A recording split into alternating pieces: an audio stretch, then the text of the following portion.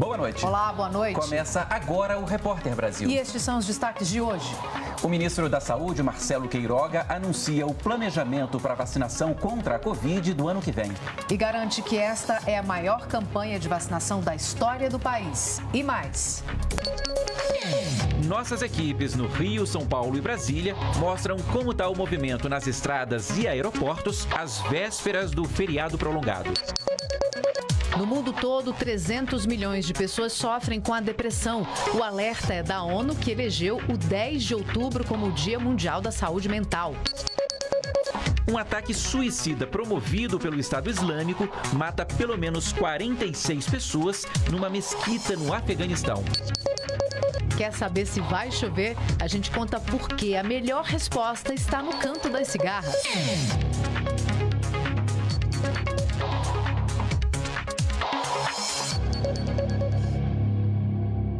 Muita gente aproveitou esta sexta-feira e o feriado da próxima terça, dia de Nossa Senhora Aparecida, para viajar. E a gente abre esta edição fazendo um giro por São Paulo, Brasília e Rio de Janeiro para mostrar como está o movimento nessas regiões do país. Para começar, a repórter Flávia Grossi conta ao vivo como está a véspera do feriadão no Rio de Janeiro. Não é isso, Flávia? Boa noite para você.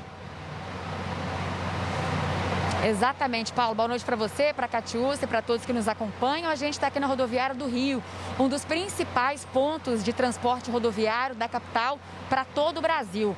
O feriado do dia 12 de outubro deve movimentar aproximadamente 175.500 passageiros aqui no terminal. O dia de maior movimentação é hoje, com mais de 20 mil passageiros. Entre os principais destinos aí procurados estão cidades turísticas do Rio de Janeiro, além de Minas Gerais, São Paulo e do Distrito Federal. Para atender a essa demanda, as viações que operam aqui no terminal disponibilizaram mais de 1.600 ônibus extras. Um outro local bastante movimentado nessa véspera de feriado é a Ponte Rio-Niterói, que liga a capital à região dos Lagos. Até a próxima quarta-feira, mais de 600 mil veículos devem passar por lá. E para reduzir o número de acidentes nas estradas nesse período muito movimentado, a Polícia Rodoviária Federal realiza uma operação em todas as regiões do país. Entre as ações realizadas pelos agentes estão controle de embriaguez no volante e também o controle do excesso de velocidade. Vamos agora a São Paulo falar com o repórter Pablo Mundim. Olá, Pablo. Boa noite para você. Olá, Flávia. Boa noite a todos. Aqui em São Paulo, o feriado já provoca um nó no trânsito das principais vias da saída da capital paulista. Na Marginal Tietê, por exemplo, o motorista já enfrenta muita lentidão. Neste momento, mais de 85 quilômetros de congestionamentos são registrados em toda São Paulo. Cerca de 5,5 milhões de veículos devem circular pelas estradas que saem aqui da capital paulista nesse feriado prolongado. Mais de 500 mil devem ir em direção às cidades do litoral. E por conta do dia de Nossa Senhora, milhares de peregrinos caminham a pé até o Santuário da Aparecida, no Vale da Paraíba, que no ano passado não recebeu fiéis por causa da pandemia. Cerca de 100 mil pessoas são esperadas na cidade durante esse feriado. A concessionária responsável pela rodovia Dutra montou um esquema especial de atendimento com mobilização de médicos, enfermeiros e viaturas em 11 bases ao longo da via. E um corredor solidário foi montado pelos voluntários para dar apoio aos devotos. Aos motoristas, a recomendação é de atenção redobrada ao volante. Um bom feriado a todos. Paulo e Catiúcia. Obrigado, Pablo. Nos aeroportos administrados pela Infraero, 700 mil passageiros devem passar pelos terminais de hoje até quarta. Manuela Castro. Com o aumento da vacinação contra a Covid-19 e uma maior confiança dos brasileiros em viajar, a expectativa é que o feriado prolongado do dia 12 de outubro seja bem movimentado aqui no aeroporto de Brasília e nos demais aeroportos pelo Brasil. De acordo com a Inframérica, que é a responsável administradora deste aeroporto, a expectativa é de uma movimentação de 190 mil passageiros de hoje até a próxima quarta-feira, dia 13 2013 somente aqui no aeroporto de Brasília. Serão 1.400 voos, mais de 1.400 voos, sendo que 10 deles serão voos extras para atender a essa demanda maior. Há um aumento aí, a expectativa de 5% de movimentação em comparação ao último feriado, que foi no dia 7 de setembro. E vale destacar que as medidas de segurança continuam nos aeroportos de todo o Brasil, como o uso de máscara obrigatório, também o distanciamento nas filas e o desembarque por fileiras. Nas estradas, como a gente falou há pouco, a Polícia Rodoviária Federal deu início à Operação Nossa Senhora Aparecida deste ano. E o foco é evitar acidentes. Feriadão combina com pé na estrada, mas para o momento de lazer não se transformar em dor de cabeça, é bom tomar alguns cuidados. Para evitar acidentes e multas, a recomendação é que o motorista faça uma checagem no carro, como verificar o funcionamento dos faróis e a calibragem dos pneus. Também é importante confirmar se os equipamentos obrigatórios estão ok, como step, macaco, triângulo e chave de roda, além dos limpadores de para-brisa. Se tiver criança na viagem, não pode esquecer a cadeirinha. E uma vez na estrada, é fundamental respeitar as regras de trânsito. Até a próxima terça-feira, a Polícia Rodoviária Federal vai reforçar a fiscalização nas rodovias para coibir infrações. Nós estaremos intensificando a fiscalização com o maior número de rondas e policiais posicionados em pontos considerados estratégicos nas rodovias federais de todo o Brasil. Pedimos a colaboração de todos os motoristas para que dirijam com prudência, com calma, com responsabilidade, respeitando as leis de trânsito. Nas últimas semanas, o avanço do Plano Nacional de Imunização se refletiu na redução de novos casos e internações por Covid. E os nossos repórteres mostram agora como anda o enfrentamento ao coronavírus em vários pontos do país. A gente começa pela Bahia. A Bahia tem mais de 1.200.000 casos confirmados da Covid-19. 26.901 pessoas morreram aqui no estado por conta da doença. Atualmente, a taxa de ocupação de leito de UTI para adulto está em torno de 26% e de UTI pediátrica em torno de 48%. A vacinação vem avançando. 95,5% das pessoas acima de 18 anos já tomaram a primeira dose, o que representa mais de 10 milhões de baianos vacinados. 72,6% já tomaram a segunda dose.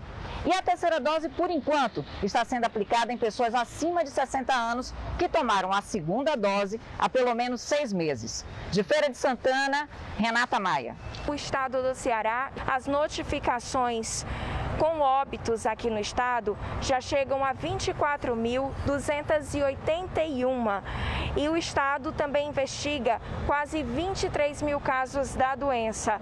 As notificações gerais já somam mais de 941 mil. Nas últimas 24 horas, nenhuma pessoa morreu por complicações da Covid-19. Vamos falar agora de vacinação.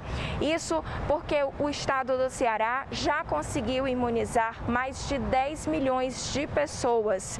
Desse total, um pouco mais de 3.800.000 já completaram o ciclo das 2 doses e 18.920 pessoas já foram imunizadas com a dose de reforço. Essas pessoas são profissionais da saúde e idosos. De Fortaleza, Ceará, Soraya Santos. Minas Gerais tem 9.111.366 pessoas completamente vacinadas contra a Covid-19. Os dados são da Secretaria Estadual de Saúde. Esse número representa, inclusive, 42,79% de toda a população mineira. E a campanha de vacinação será ainda mais acelerada aqui no estado. Isso porque hoje chegaram 266.760 imunizantes da Pfizer ao Aeroporto Internacional de Belo Horizonte, em Confins, na região metropolitana. Até agora, foram registrados 2.155.777 casos da Covid-19 aqui em Minas Gerais e 54.944 óbitos foram confirmados por causa da Covid-19. De Belo Horizonte, Minas Gerais, Pedro Rocha para o Repórter Brasil. A gente segue falando de vacinação porque, em coletiva de imprensa que ainda está acontecendo, o ministro da Saúde, Marcelo Queiroga, disse que a campanha de imunização contra a Covid feita aqui no Brasil, até agora, é a maior campanha de vacinação já feita na história do país. O Ministério da Saúde deu informações sobre a campanha de vacinação contra a Covid para o ano que vem. E a repórter Manuela Castro acompanhou, traz agora ao vivo mais informações. Manuela, boa noite. Olá, Catiúcia, boa noite a você, ao Paulo e a todos que nos acompanham. O Ministério da Saúde acabou de informar que para o próximo ano a previsão é de 354 milhões de vacinas, ou melhor, de doses que estão previstas para 2022. O Ministério vai priorizar aquelas vacinas que já têm o registro definitivo junto à Anvisa. São elas Pfizer e AstraZeneca. A Coronavac pode ser incluída no plano de imunização contra a Covid-19 se conseguir esse registro definitivo na Anvisa, assim como outras vacinas, por exemplo, a Janssen.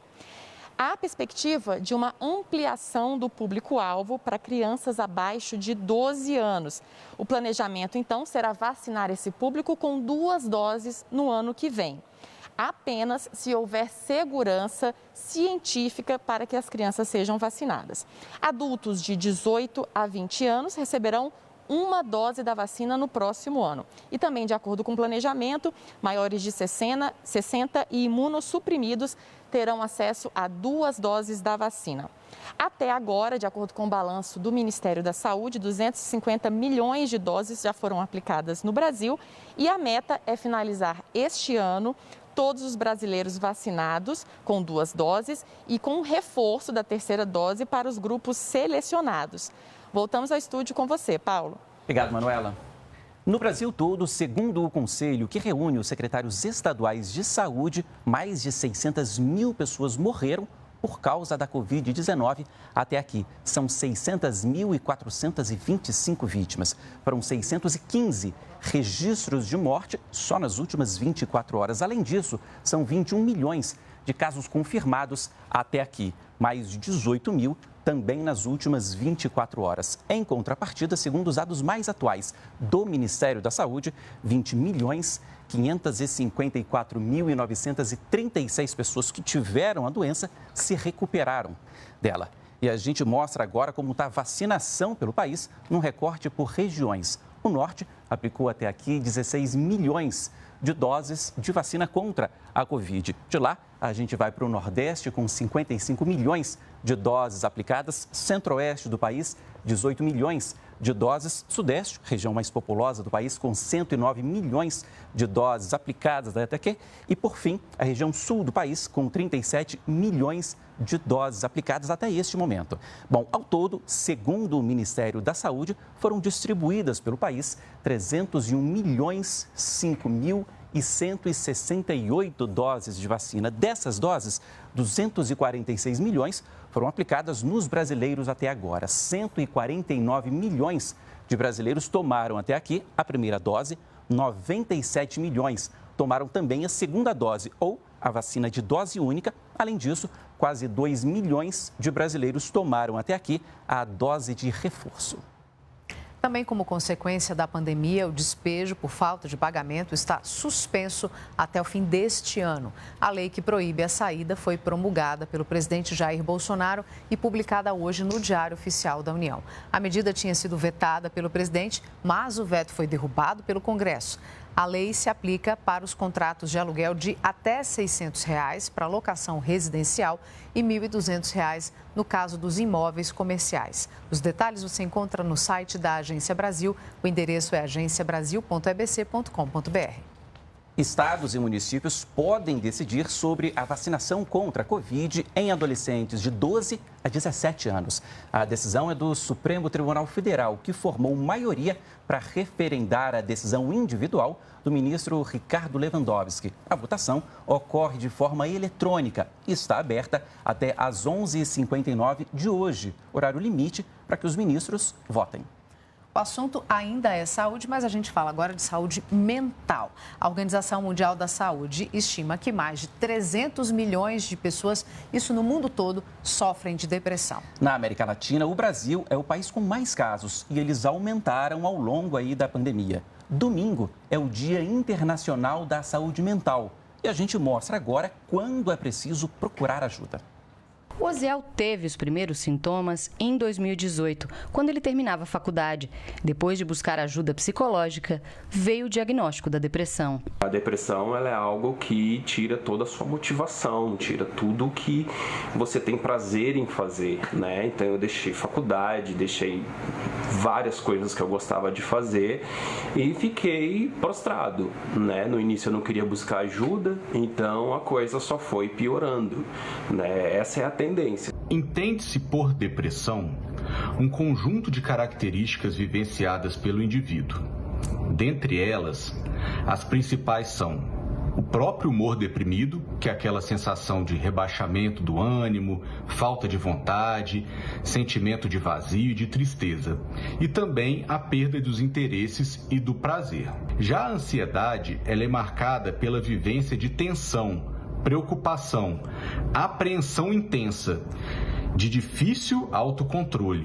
Com o isolamento social imposto pela pandemia da Covid-19, diminuíram os encontros entre amigos e familiares e a tela do computador virou a nossa grande aliada. Mas quase 2 anos depois, uma pesquisa publicada em setembro pelo Instituto Datafolha faz um alerta sobre os impactos na saúde mental. 44% dos entrevistados tiveram sintomas de depressão ou ansiedade durante a pandemia. A pesquisa mostrou também que quase 30% dos entrevistados receberam um diagnóstico de depressão.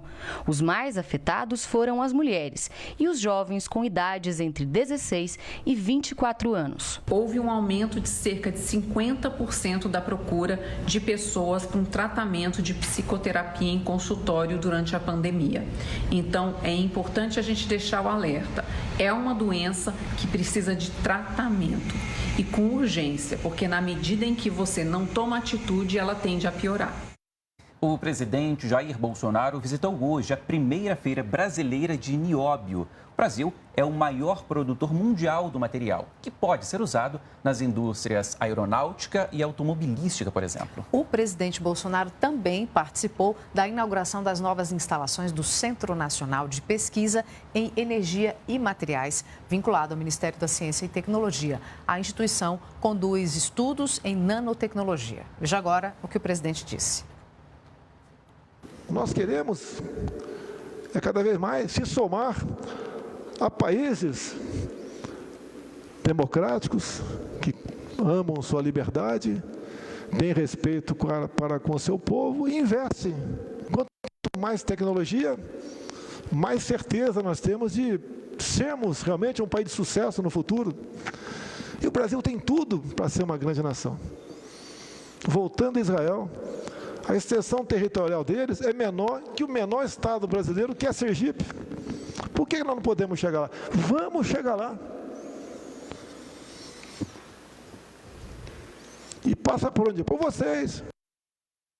Já o ministro das Comunicações, Fábio Faria, voltou a afirmar que o leilão da internet 5G, previsto para o mês que vem, vai conectar 40 milhões de pessoas que ainda não têm acesso à internet no Brasil. Veja aí.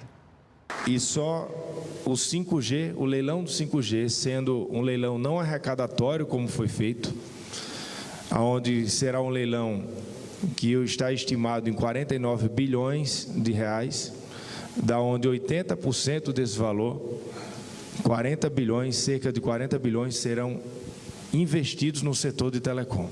Vai resolver de uma vez por todas o deserto digital no Brasil, e a gente colocou isso no leilão. Várias obrigações, todos os locais do Brasil, as pequenas vilas, todos eles receberão internet, rodovias federais, região norte, vamos fazer o norte conectado. Daqui a pouco você vai ver.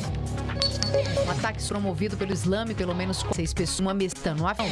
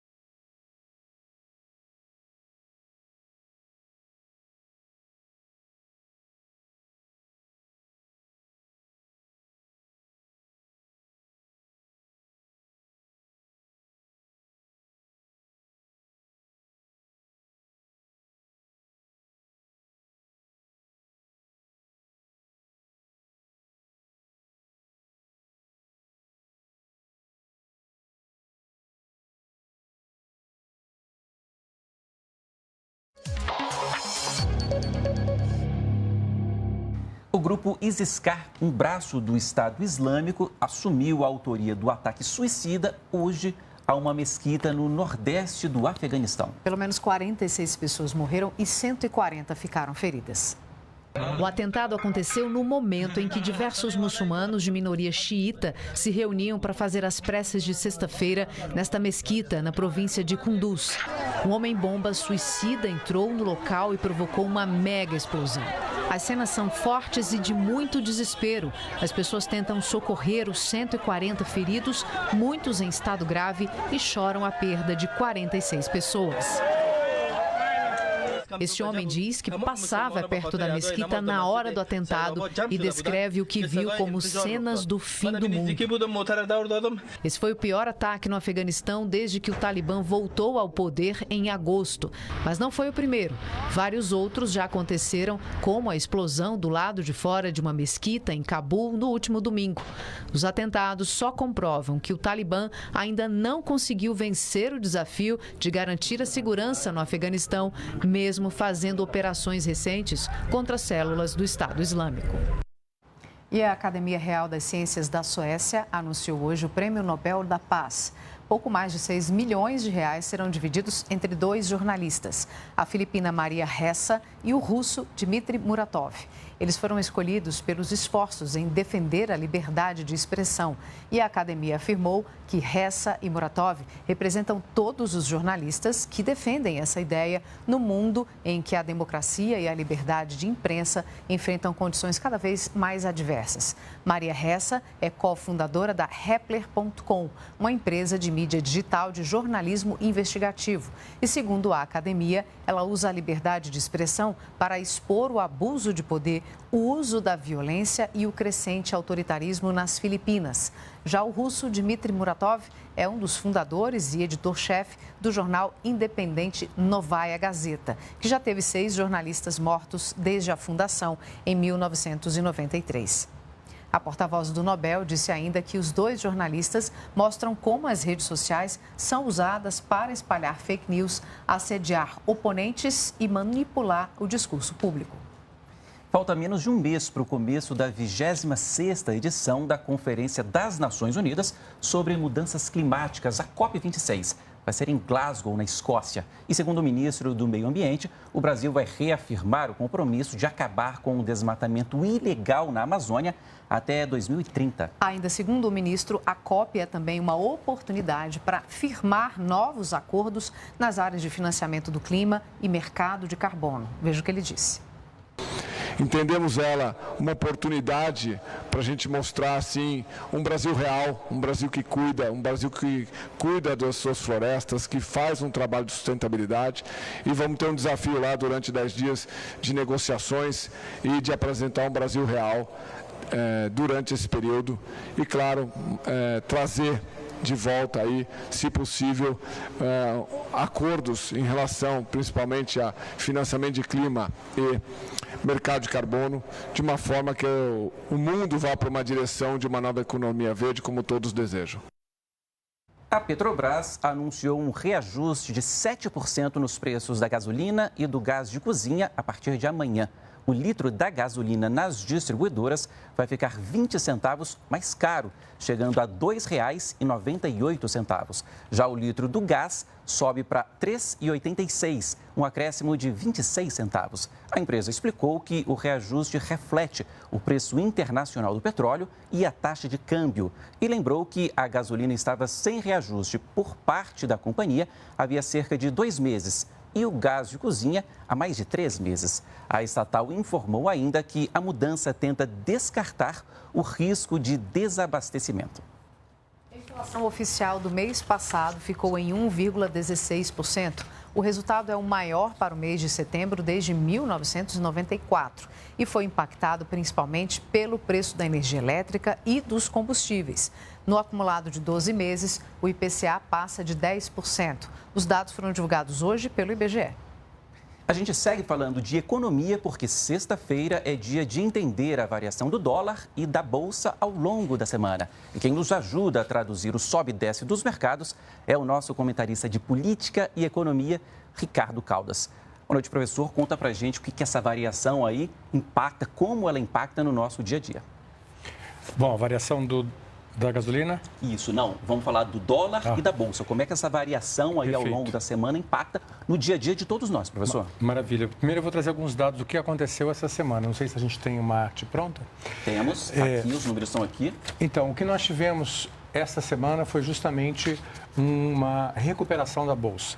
Então, a gente vê um otimismo maior dos atores e, no caso de hoje, ela chegou a aumentar 2% e o ganho da semana foi em torno de 2% também. Ela não recuperou ainda as perdas deste ano, Paulo, que estão em torno de mais 5%, quase 5,6%. No caso do dólar, a gente está tendo uma valorização muito grande. E aí, vou à sua pergunta, né? Essa valorização do dólar acaba tendo um impacto muito grande em termos de preços domésticos, porque isso afeta a economia e acaba gerando inflação, que foi justamente esse argumento que a Petrobras utilizou para reajustar os seus preços, ou seja, ela quer manter os seus preços de combustíveis, por isso que eu achei que era a questão do combustível que a gente ia chegar nela. A questão dos combustíveis, ele reflete os preços no mercado internacional. E quando há uma variação na moeda, e no caso uma desvalorização da nossa moeda e uma valorização do dólar, isso acaba afetando os preços domésticos, gerando também uma pressão inflacionária como essa que estamos sentindo. Apesar disso, essa semana, hoje especificamente, não foi um dia de valorização do dólar, porque nos Estados Unidos saíram os resultados do mercado de trabalho. Então, o chamado payroll nos Estados Unidos, que é a divulgação pelo governo norte-americano de como foi o desempenho dos mercados, mostrou que foram abertas apenas 194 mil vagas, ou seja, menos de 200 mil vagas, o que acabou gerando uma expectativa muito negativa na economia e também ficou claro que o Banco Central não vai elevar os juros tão cedo. Isso acabou derrubando o dólar lá e também esfriou o dólar aqui, que estava em plena valorização. Por outro lado, informações positivas sobre o mercado siderúrgico do minério de ferro acabou elevando as ações de empresas como a Vale, os Minas e mesmo outras do setor financeiro e de varejo, e o resultado foi um ambiente muito positivo dentro da Bolsa e nós vimos esse resultado dessa semana, que foi positivo, apesar de não ter recuperado as perdas do ano todo, ela foi muito positiva essa semana. Ok, professor, obrigado. Bom fim de semana e até segunda. Bom fim de semana. Um estudo internacional mostra como a preocupação com a sustentabilidade faz diferença na hora em que o consumidor escolhe qual produto comprar.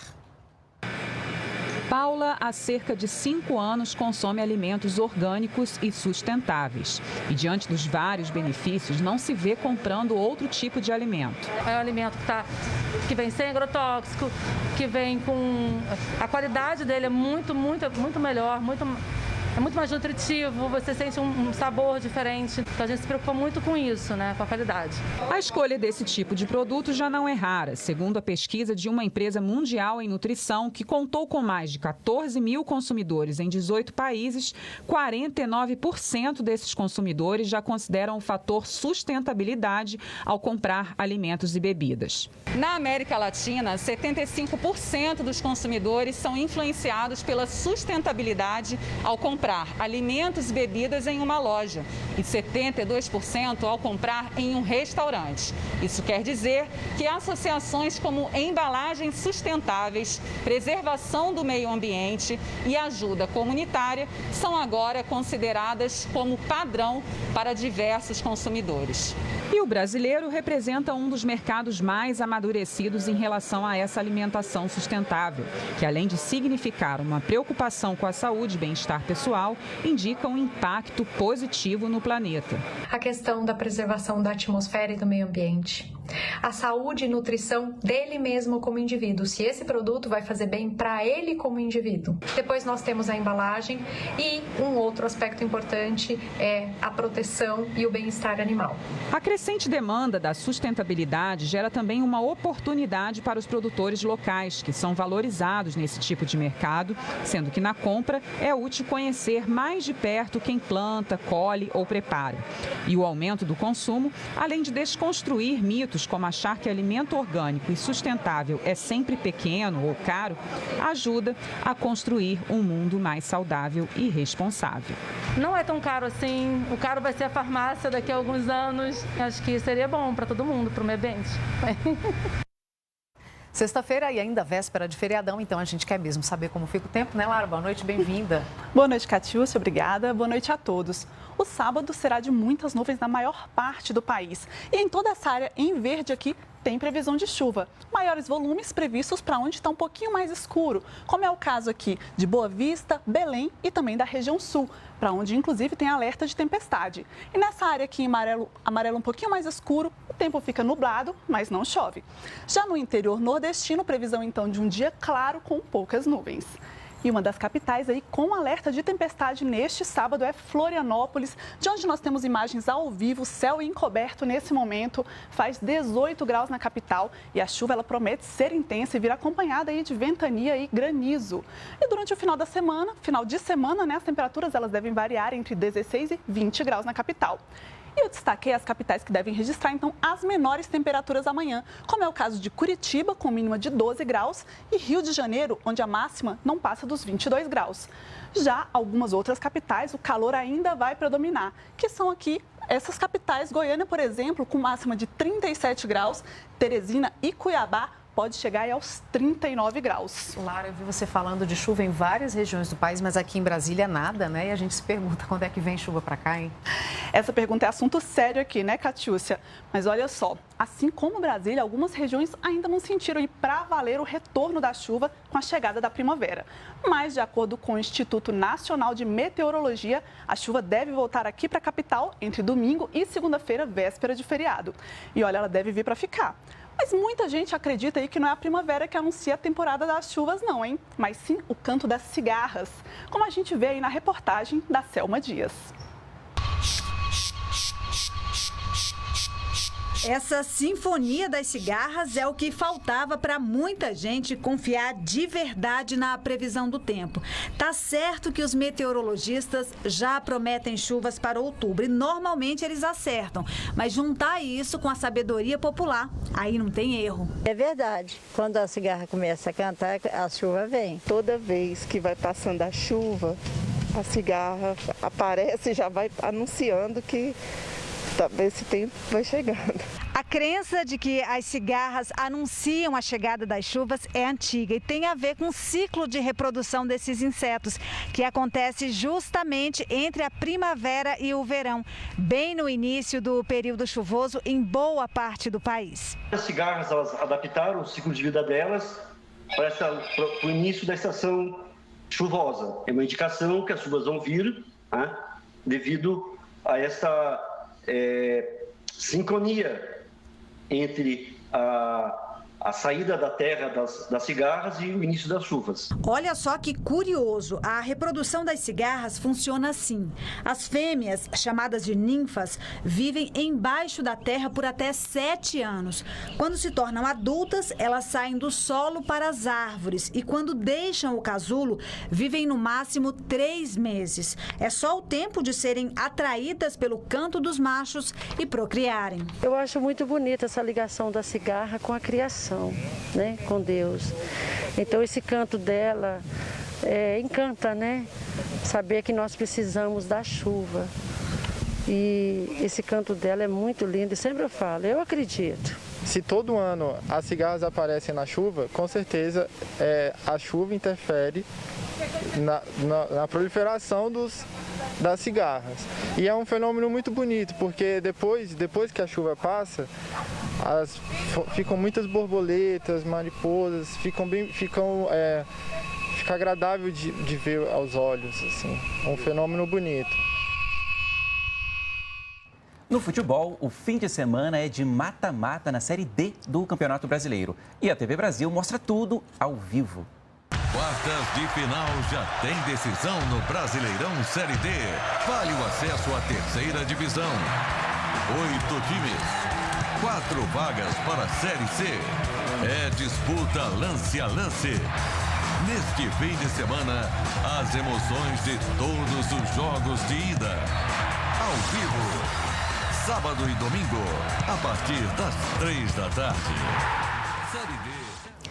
Em São Paulo, Rita Lee é homenageada numa exposição do Museu da Imagem e do Som que comemora os 50 anos de carreira da rainha do rock.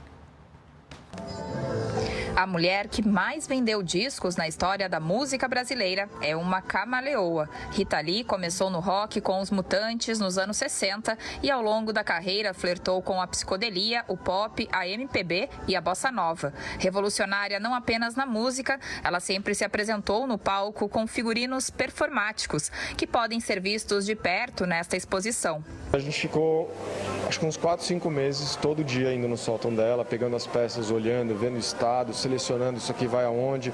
Este espaço reproduz o porão da casa onde Rita morou com os pais na zona sul da capital paulista.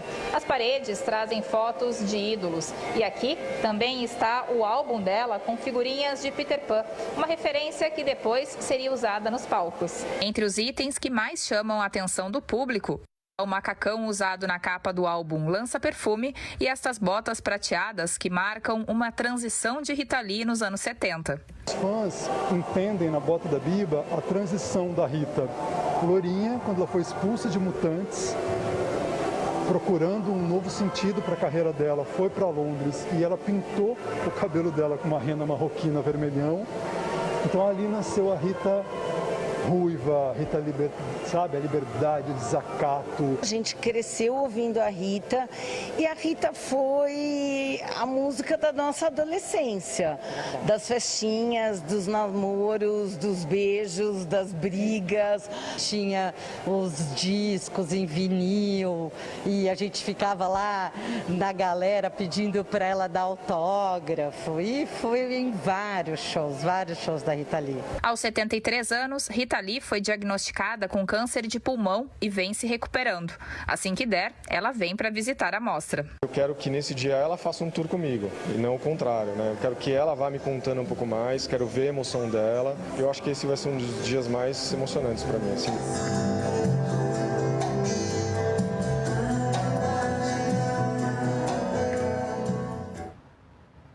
Bom, estiveram hoje aqui com a gente as intérpretes de Libras, a língua brasileira de sinais, a Brenda Rodrigues e também a Neide Lins. O Repórter Brasil fica por aqui. E a gente termina essa edição com imagens da coreografia Valsa de Apartamento do Balé do Teatro Guaíra de Curitiba. Uma forma de celebrar a entrada da TV Paranaturismo na Rede Nacional de Comunicação Pública, que é comandada aqui pela TV Brasil. Obrigada pela companhia. Até segunda. Boa noite. Tchau. Boa noite.